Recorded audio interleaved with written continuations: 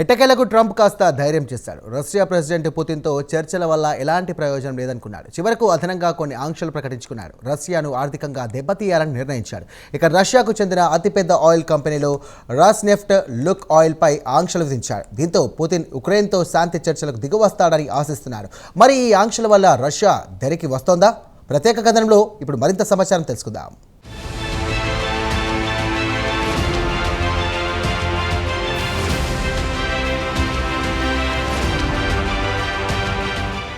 America president Donald Trump ఎట్టకేలకు Russia ఎపిసోడ్లో కాస్త ధైర్యం చేశాడు. ఇప్పటివరకు రష్యాకు వ్యతిరేకంగా కఠినమైన చర్యలు తీసుకోవడానికి సంకోచించిన ట్రంప్ ఇక పుతిన్తో తాడో పేడో తేల్చుకోవాలనుకుంటున్నట్టు ఉంది.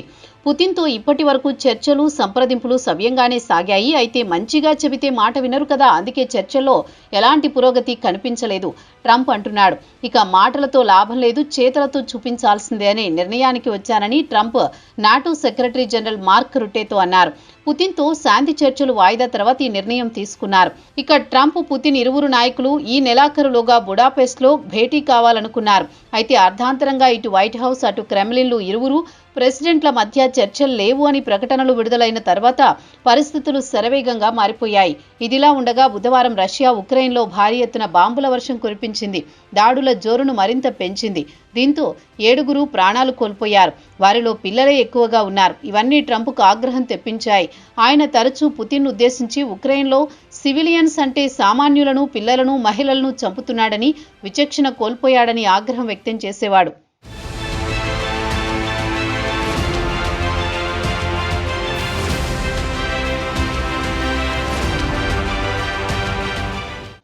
ఇక వెంటనే సామాన్యుల ప్రాణాలు కాపాడాల్సిన సమయం ఆసన్నమైందని అమెరికా భావించింది. ఇక పుతిన్ మాత్రం యుద్ధం ఆపడానికి ఎలానూ అంగీకరించడు. అతనితో మాట్లాడి లాభం లేదు. ఆయన ఒంటెద్దు పోకడపోతున్నాడు. కాబట్టి పుతిన్ ఆర్థిక మూలాలను దెబ్బకొట్టాలని నిర్ణయించింది. యుద్ధానికి వెన్నుదన్నుగా నిలుస్తున్న ఆయిల్ కంపెనీలపై అమెరికా కన్ను పడింది.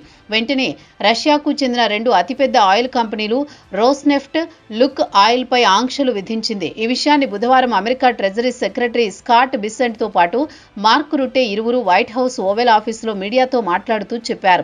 ట్రంప్ వాదనేమంటే పుతిన్ కాల్పుల విరమణ గురించి కానీ ఉక్రెయిన్ రష్యా మధ్య కాల్పుల విరమణ విషయంలో ఆయన సీరియస్గా లేడని విమర్శిస్తున్నారు. ఇక ఆంక్షలు విధిస్తే ఆయన చర్చలకు దిగివస్తాడని ఆశిస్తున్నానని చెప్పుకొచ్చారు. కౌంట్ డౌన్ మొదలైంది. ఇప్పటికే చాలా కాలం పాటు వేచి చూశాం, ఇక చూసే ఓపిక కూడా లేదంటున్నాడు ట్రంప్.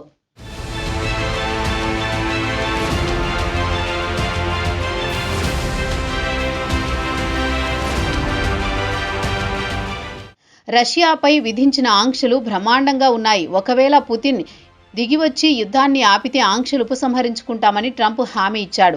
రష్యాపై ఆంక్షలు రుట్టేతో స్వాగతించారు. పుతిన్పై మరింత ఒత్తిడి పెంచకపోతే లాభం లేదు, ఈ ఒత్తిడి ఎప్పుడో చేయాల్సింది అని రుట్టే అంటున్నారు.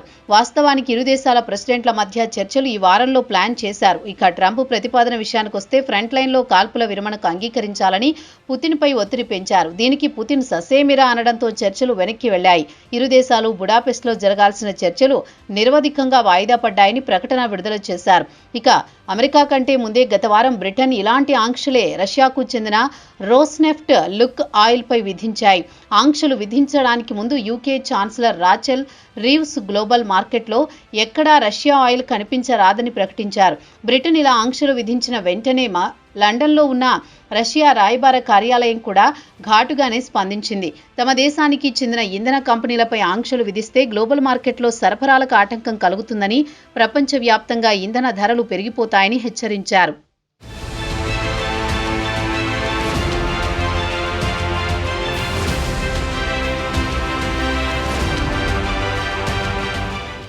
అయితే రష్యాకు చెందిన 2 కంపెనీలపై ఆంక్షలు విధిస్తే దాని ప్రభావం అభివృద్ధి చెందుతున్న దేశాల ఇంధన భద్రతలపై తీవ్ర ప్రభావం చూపుతుంది. శాంతి చర్చల పేరుతో రష్యాపై ఒత్తిడి పెంచితే అసలుకే మోసం వచ్చే అవకాశం కూడా ఉంది. పుతిన్ మరింత రెచ్చిపోయి ఇటు ఉక్రెయిన్ అటు EU దేశాలపై దాడులకు దిగినా ఆశ్చర్యపోవాల్సిన పని లేదు. ఇప్పటికే పలు యూరోపియన్ దేశాలు పుతిన్ను చూసి నిలువునా వణికిపోతున్నాయి.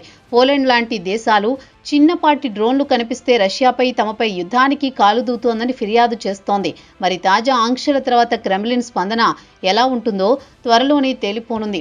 ఇక అమెరికాతో పాటు బ్రిటన్ ఆంక్షలు విధించిన ఈ 2 కంపెనీలు రోజుకు 3.1 మిలియన్ బ్యారెల్స్ చమురు ఎగుమతి చేస్తున్నాయి.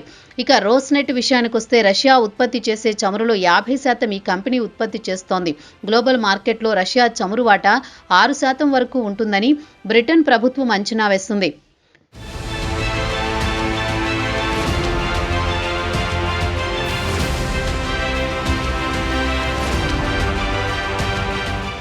ఇక రష్యా అత్యధికంగా చమురు, సహజవాయువు ఎగుమతి చేసేది మాత్రం చైనా, ఇండియా, తుర్కియా. ఇక ట్రంప్ పైన తెలిపిన 3 దేశాలపై ఒత్తిడి పెంచి రష్యా నుంచి చమురు కొనుగోళ్లను నిలిపివేయాలని ఒత్తిడి పెంచిన విషయం తెలిసిందే.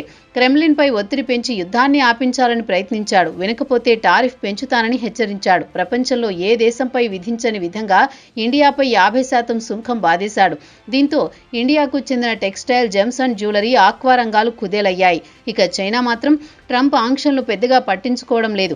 ఇండియా కూడా ఇతర మార్కెట్లను చూసుకోవాల్సి వస్తోంది. తాజాగా ఆస్ట్రేలియా ఇండియా నుంచి ఆక్వాను కొనుగోలు చేయడానికి ముందుకు రావడం ఆంధ్రప్రదేశ్కు కాస్త ఊరట కలిగించే అంశమే. అమెరికా, రష్యాపై ఆంక్షలు విధించడాన్ని బ్రిటన్ విదేశాంగ కార్యదర్శి వెట్టి కూపర్ స్వాగతించారు. EU commission president Ursula von der Leyen స్వాగతించారు. రష్యాకు శాంతి చర్చల్లో పాల్గొనే చిత్తశుద్ధి లేదని వ్యాఖ్యానించారు. రష్యాపై మరిన్ని ఆంక్షలు విధించి ఒత్తిడి పెంచి దారికి తేవాల్సిన అవసరం ఎంతైనా ఉందన్నారు Ursula von der.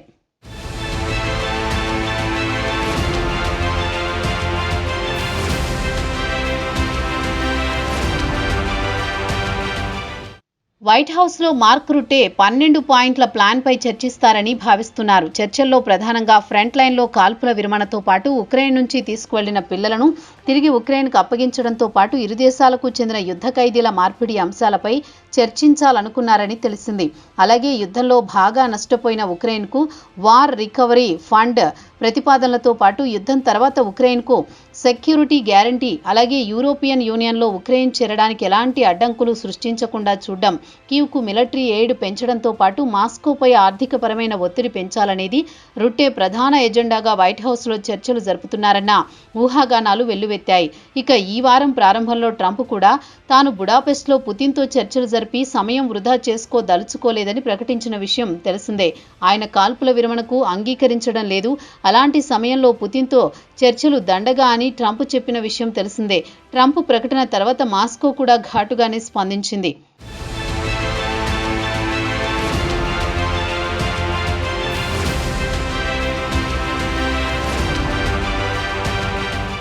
Budapest meeting ఏర్పాట్ల గురించి ఇరు దేశాల విదేశాంగ మంత్రులు సమావేశం రద్దు కావడం, వెంటనే ఇరు దేశాల ప్రెసిడెంట్ల మధ్య మీటింగ్ లేదు. ఇటు వైట్ హౌస్, అటు క్రెమ్లిన్ ప్రకటనలు విడుదల చేశాయి. ట్రంప్ మాత్రం యుద్ధాన్ని ఆపేసి ఇళ్లకు వెళ్లిపోండి, సామాన్యులను చంపకండి అని పలుమార్లు చెప్పినా పెద్దగా ఫలితం లేకుండా పోయింది. యూరోపియన్ యూనియన్ నాయకులు ట్రంప్పై ఒత్తిడి పెంచడం కూడా ఆంక్షలకు ప్రధాన కారణంగా చెప్పుకోవచ్చు. ఇక రష్యా మాత్రం తాము యుద్ధంలో ఆక్రమించుకున్న భూభాగాన్ని వదిలి వెళ్లమని తెగేసి చెబుతోంది. డాన్బాస్ నుంచి ఉక్రెయిన్ సైనికులను తూర్పు ఉక్రెయిన్ వెళ్లాల్సిందిగా డిమాండ్ చేసింది. ఇక ఉక్రెయిన్ ప్రెసిడెంట్ జెలెన్స్కీ కూడా తనకు లాంగ్ రేంజీ టోమాహక్ మిసైల్స్ ఇవ్వాలని కోరుతున్నాడు. దీంతో దెబ్బకు పుతిన్ కాళ్లబేరానికి దిగివస్తాడని జెలెన్స్కీ చెబుతున్నాడు. ట్రంప్ మాత్రం టోమాహక్ క్షిపణులు ఇవ్వడానికి నిరాకరించాడు. అదే బ్రిటన్ ప్రధాని కీర్ స్టార్మర్ మాత్రం ఉక్రెయిన్కు స్ట్రామ్ షాడో మిసైల్స్ ఇవ్వడంతో ఉక్రెయిన్ మిలిటరీ బ్రిటన్ క్షిపణులతో రష్యాలోని కెమికల్ ఫ్యాక్టరీలు ధ్వంసం చేశాయి. ఈ ఫ్యాక్టరీల్లో ఆయుధాలు, మందుగుండు సామాగ్రి తయారు చేస్తున్నట్టు వార్తలొచ్చాయి. పుతిన్ కూడా ఉక్రెయిన్కు లాంగ్ రేంజీ క్షిపణులు ఇస్తే అంతు చూస్తామని హెచ్చరించాడు. మరి తాజాగా 2 ఆయిల్ కంపెనీలపై ఆంక్షలతో పుతిన్ శాంతి చర్చలకు దిగివస్తాడా లేక మరింత రెచ్చిపోతాడో వేచి చూడాల్సిందే.